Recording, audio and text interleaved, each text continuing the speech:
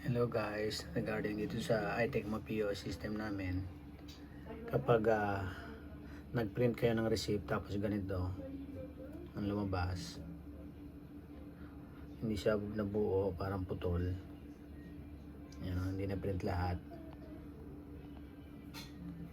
Punta lang kayo dito settings, click yung menu, then click yung settings, then click natin tong edit.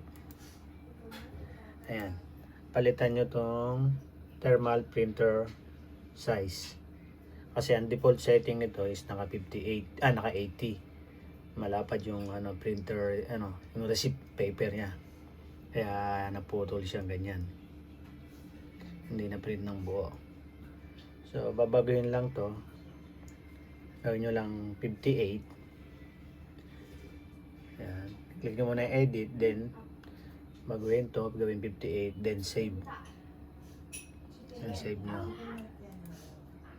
Ayan, pagkatapos yan, ayan, mag-o-okay na yung nyo, mapiprint ng lahat, hindi na gantong pudol, mapiprint ng lahat yan.